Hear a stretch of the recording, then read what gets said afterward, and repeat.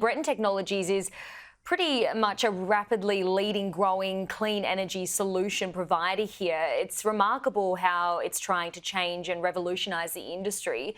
What exactly is the overall mission here? Well, as I mentioned before, really the mission is to try to do our part to be sustainable. The mining industry is critical. It is very critical for our future energy transition.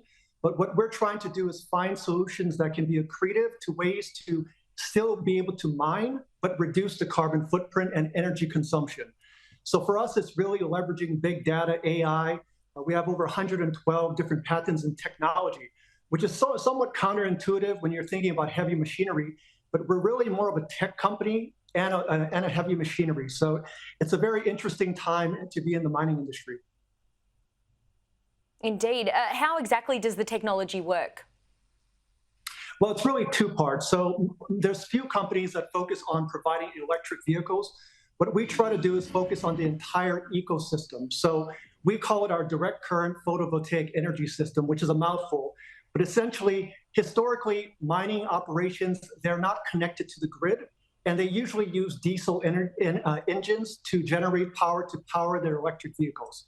So what we do is we actually use solar power, and we use direct current into our storage and into the vehicles.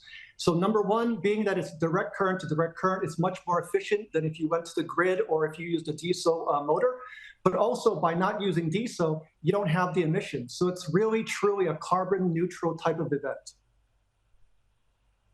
It's so impressive. And even looking at those pictures that were just playing as you were speaking there, it's so impressive. And to see this kind of technology revolutionising the mining industry, why do you think this is so critical in the mining industry?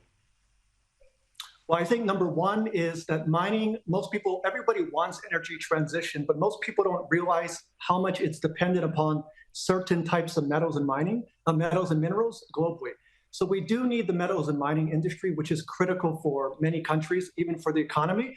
But there are ways that we can leverage technology to make it safer, make it more efficient, but also make it cleaner.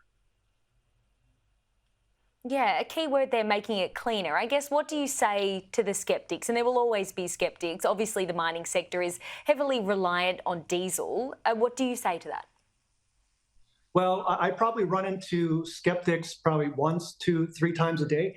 I actually try to kind of lean into it. I think it's very important because, for example, some of the skeptics actually helped us guide where we're going. So, for example, one of the big concerns or skepticism around electric is really the power. How are you going to be able to maintain a long charge?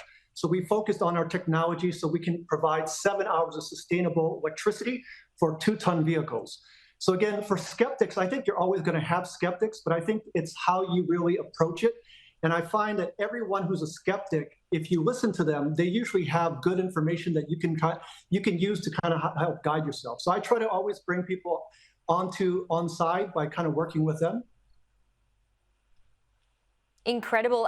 One other thing, I guess, how will this impact mining jobs going ahead as well? And I also understand that Breton has made significant progress in Africa. If you can also just talk us through why Africa is such an important advantage. Sure, great question. So first part, in regards to the jobs, I get this question quite often, but I think people don't realize, according to PwC and Deloitte reports, the number one concern of mining CEOs is really the mining industry, the lack of employees.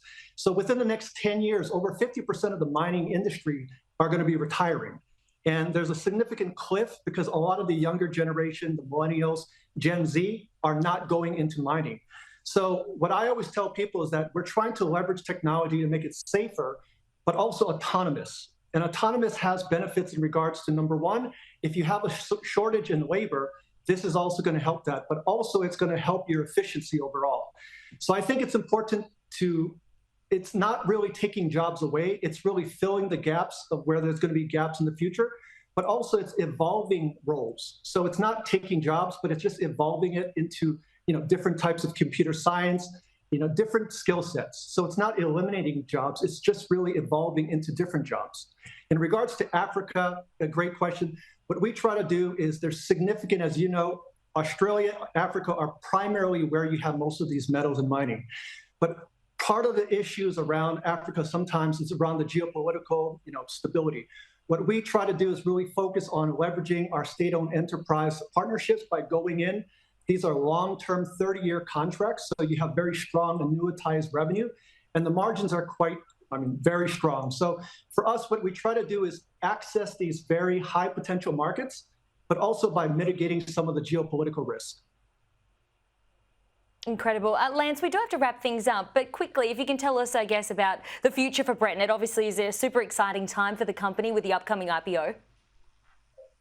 I think for the next 5 to 10 years, our big focus is continue to invest in R&D.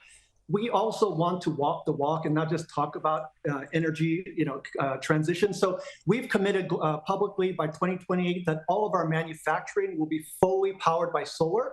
In addition, as I mentioned, we're going to be gearing up for our Hong Kong IPO very, very shortly in the near term.